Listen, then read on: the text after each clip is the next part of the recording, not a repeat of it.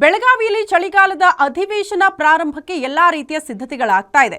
ಒಂದ್ ಕಡೆ ಅಧಿವೇಶನಕ್ಕೆ ಸಿದ್ಧತೆ ಆಗ್ತಾ ಇದ್ರೆ ಮತ್ತೊಂದು ಕಡೆ ವಿಪಕ್ಷಗಳ ಹತ್ರ ಇರುವಂತ ಅಸ್ತ್ರಕ್ಕೆ ನಾವು ಯಾವ ರೀತಿ ಉತ್ತರ ಕೊಡಬೇಕು, ಯಾವ ರೀತಿ ಅದನ್ನ ಫೇಸ್ ಮಾಡಬೇಕು ಅಂತ ಕಾಂಗ್ರೆಸ್ನಲ್ಲೂ ಕೂಡ ಎಲ್ಲಾ ರೀತಿಯ ತಯಾರಿಗಳು ಆಗ್ತಾ ಇದೆಯಂತೆ.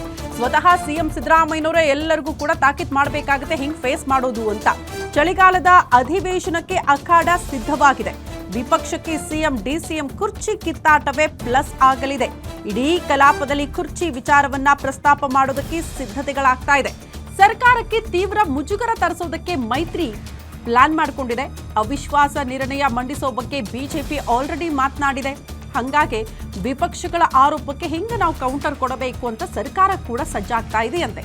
ಈಗಾಗಲೇ ಬ್ರೇಕ್ಫಾಸ್ಟ್ ಮೂಲಕ ರಣತಂತ್ರವನ್ನ ರೂಪಿಸಿದ್ದಾರೆ. ನಿಮಗೆಲ್ಲ ಗೊತ್ತು, ಸಿದ್ದರಾಮಯ್ಯ ಮತ್ತು ಡಿಕೆ ಶಿವಕುಮಾರ್ ಸಚಿವರು ಹಾಗೂ ಶಾಸಕರ ಜೊತೆ ಕೂಡ ಸಿಎಂ ಮೀಟಿಂಗ್ ಮಾಡಲಿದ್ದಾರೆ. ಬೆಳಗಾವಿಯಲ್ಲಿ ಚಳಿಗಾಲದ ಅಧಿವೇಶನಕ್ಕೆ ಈ ರೀತಿ ಸಿದ್ಧತೆಗಳು ಆಗ್ತಾ ಇದೆ ಅನ್ನೋದು ಬಹಳ ಸ್ಪಷ್ಟ.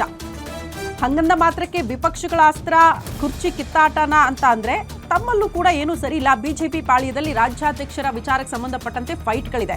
ಬಟ್ ಅದೊಂದನ್ನೇ ಇಟ್ಕೊಂಡು ನೀವು ಸರ್ಕಾರವನ್ನ ಕಟ್ ಹಾಕ್ಬಿಡ್ತೀನಿ, ಸರ್ಕಾರದ ವಿರುದ್ಧ ಈ ಅಸ್ತ್ರವನ್ನ ಬಳಕೆ ಮಾಡ್ತೀನಿ ಅನ್ನೋದು ಸ್ವಲ್ಪ ಮಟ್ಟಿಗೆ ಕಷ್ಟ.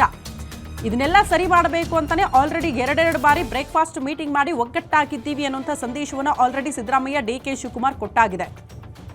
ಈಗ ಶಾಸಕರು ಸಚಿವರುಗಳಿಗೂ ಕೂಡ ಹೆಂಗೆ ಫೇಸ್ ಮಾಡೋದು ಅನ್ನೋದ್ರ ಬಗ್ಗೆ ತಾಕೀತು ಮಾಡಬೇಕಾಗುತ್ತೆ. ಆ ರೀತಿಯ ಸಿದ್ಧತೆಗಳು ಕೂಡ ಕಾಂಗ್ರೆಸ್ ವಲಯದಲ್ಲಿ ಆಗ್ತಾ ಇದೆ ಅನ್ನೋದ್ರ ಬಗ್ಗೆ ಡೀಟೇಲ್ ಸಿಗ್ತಾ ಇದೆ.